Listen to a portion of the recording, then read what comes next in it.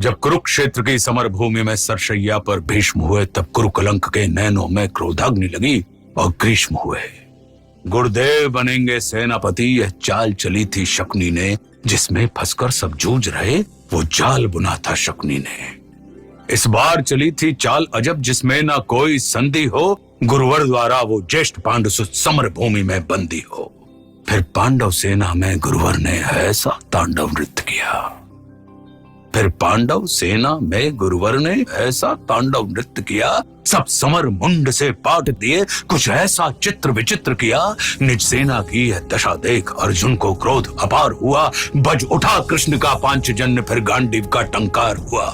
कौरव सेना के होश उड़े जब गुरुवर का रथ चूर हुआ। जो सोचा था वह विफल हुआ, सब सपना चकनाचूर हुआ। फिर कहा द्रोण ने दुर्योधन, मैं उससे पार न पा सकता, अर्जुन के रहते धर्मराज को बंदी नहीं बना सकता। फिर कहा त्रिगर्तों ने मिलकर, हम प्राण पे प्राण लड़ाएंगे, हम अर्जुन को ललकारेंगे और दूर तलक ले जाएंगे।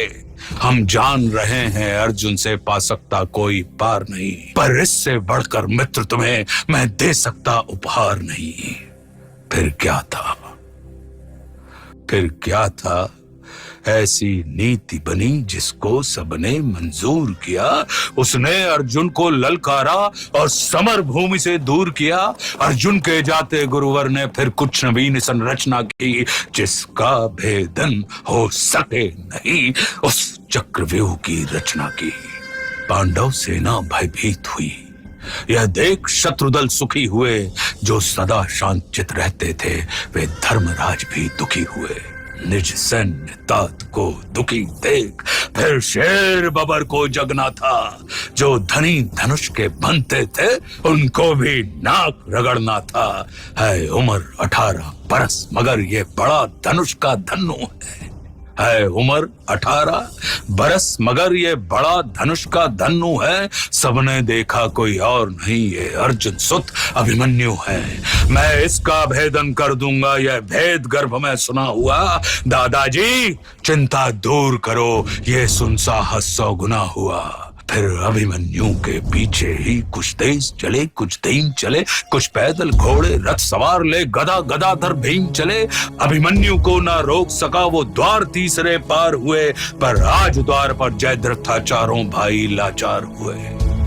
अभिमन्यु ने मुड़कर देखा, अभिमन्यु ने मुड़कर देखा, पीछे ना कोई अपना था। पर विचलित तनिक न हुआ वीर, ऐसा ही उसका सपना था। कोई एक बड़ा, कोई दो संग, कोई ले झुंडों का झुंड बड़ा। लाशों से पटने लगी धरा, जब मुंड मुंड पे मुंड गिरा। दुर्योधन दुशासन विकर्ण कृतवर्मा अश्वत्थामा को, गुरु द्रोण कर्ण को हरा दिया, फिर मारा शकुनी मामा को। वह कर्ण भिड़ा जो दुर्योधन के विजय लक्ष्य की आशा था। वो कर्ण भिड़ा जो दुर्योधन के अंतर्मन की भाषा था। वह कर्ण भिड़ा जो 100 बाण चलाने वाला था। वह कर्ण भिड़ा जो दुर्योधन को विजय दिलाने वाला था। सबने देखा वो अंगराज रथ सहित धरा पर पड़ा मिला। सबने देखा वो अंगराज रथ सहित धरा पर पड़ा मिला। कुछ चेत हुआ तो भाग गया, वो दूर सभी को खड़ा मिला।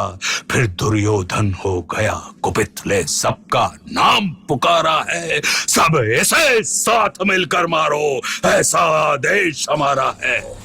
फिर एक साथ भिड़ गए सातों ने ऐसा काम किया। रथ तोड़ सारथी को मारा, घोड़ों का काम तमाम किया। तलवार तीर जब टूट गए तो रथ के चक्के उठा लिए। उस रथ के टूटे चक्के से कितनों के छक्के छुड़ा दिए। यह देख अधम दुशासन ने तब सर पर गदा प्रहार किया।